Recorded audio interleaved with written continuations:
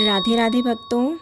आज मैं इस वीडियो में सावन माह में सुनी जाने वाली गणेश जी की कहानी लेकर आई हूँ।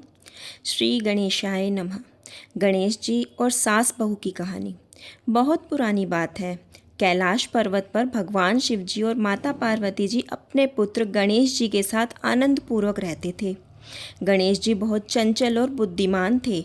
उनका बाल स्वरूप तो सभी को बहुत अच्छा लगता है, लेकिन जैसे जैसे वह बड़े होने लगे तो माता पार्वती को चिंता होने लगी कि गणेश जी का विवाह कब होगा। माता पार्वती जी चाहती थी कि गणेश जी का विवाह किसी सुंदर, सुशील और संस्कारी कन्या से हो जाए, जैसा कि सभी माताएं अपने पुत्र के लिए सोचती हैं कि उनके पुत्र के लिए सुंदर, सुशील और संस्कारी कन्या मिल जाए और उससे उनके पुत्र का विवाह हो जाए। माता पार्वती जी चाहती थी कि गणेश जी का विवाह ऐसी कन्या से हो जो पूरे परिवार का ध्यान रखे। उन्होंने अपनी सहेलियों से कहा कि गणेश जी के लिए योग्य कन्या ढूंढें। पार्वती जी के मन में भी सास बनने का उत्साह था। उन्हें लगता था कि जैसे बाकी गृहिणियाँ अपनी बहुओं से काम करवाती हैं, वैसे ही वह भी गणेश जी की पत्नी से काम करवाएंगी और खुद आराम करेंगी। लेकिन भगवान शिव हंसते हुए कहते हैं, देवी, आप जो सोच रही हैं वैसा गणेश जी के घर में होना थोड़ा मुश्किल है। हमारा पुत्र तो बुद्धिमान है, उसकी पत्नी भी निश्चित ही समझदार होगी। कुछ समय बाद देवताओं की सहायता से गणेश जी का विवाह दो कन्याओं रिद्धि व सिद्धि के साथ हुआ, जो बहुत गुणवान, विदुषी व गुणवती थी। अब माता पार्वती जी बहुत खुश हुई। अब घर में नई रौनक आ जाएगी और वे सास बनकर राज करेंगी। शादी के बाद घर में बहुत चहल पहल हो गई। गणेश जी तो अपनी पत्नियों के साथ व्यस्त हो गए और माता पार्वती जी को लगा बहुएं उनके पास बैठेंगी, सेवा करेंगी, उनसे बातें करेंगी। लेकिन रिद्धि सिद्धि दोनों ही बहुत व्यस्त रहती। कभी वो वेदों का अध्ययन करती, कभी पूजा पाठ करती और कभी गणेश जी के कार्यों में सहायता करती। एक दिन माता पार्वती ने कहा कि रिद्धि, आज दोपहर के भोजन में क्या बना रही हो? रिद्धि ने विनम्रता पूर्वक कहा, माँ, मैंने फलाहार बनाया है, गणेश जी का व्रत है। पार्वती जी ने सोचा कि मेरा तो गरम गरम पूरियाँ खाने का मन था। उन्होंने थोड़ी नाराज़गी से कहा, घर में मेहमान आने वाले हैं, ऐसे में फलाहार अच्छा नहीं लगेगा। बहू को परिवार के सभी सदस्यों के स्वाद का ध्यान रखना चाहिए। रिद्धि ने झुककर कहा, माँ, आपकी बात बिल्कुल सही है, मैं अभी गरम गरम पूरी बना देती हूँ। पार्वती जी मुस्कुरा उठी, पर मन में थोड़ा गर्व भी हुआ कि मैंने अपनी बात मनवा ली।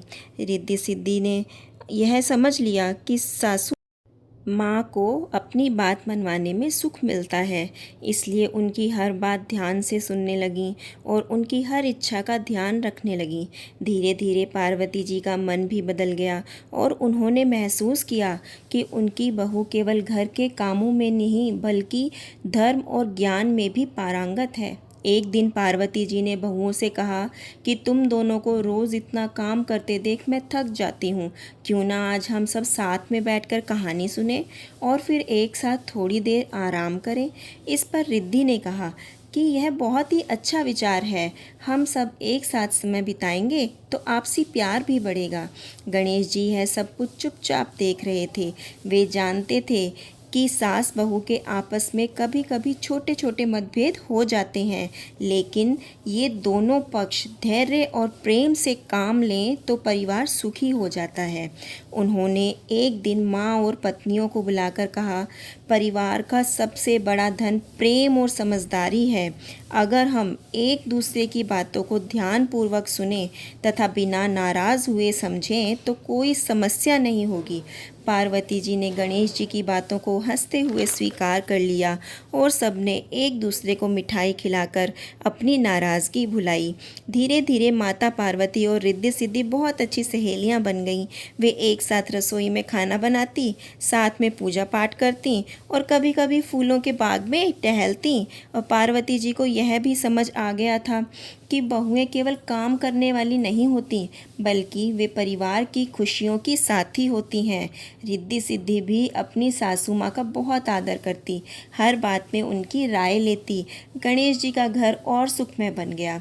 कैलाश पर्वत पर सभी देवी देवता गणेश जी के घर में सुखमय वातावरण की तारीफ करते और कहते कि सास और बहू आपस में प्रेम पूर्वक रहें तो परिवार कितना सुंदर बन जाता है।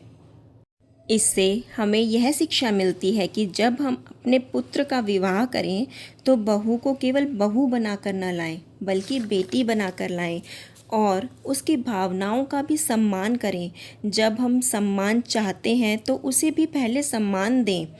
गणेश जी के परिवार में न केवल ज्ञान और धैर्य का पालन होता था, बल्कि यह एक सामाजिक परिवार का भी एक अच्छा उदाहरण है। एक दूसरे से नाराज़ होकर नहीं, बल्कि एक दूसरे की बातों को प्रेम पूर्वक सुनकर व समझकर एक साथ मिलकर काम करना चाहिए। बोलो गणेश जी भगवान की जय। गणेश जी सबकी मनोकामनाएं पूर्ण करें।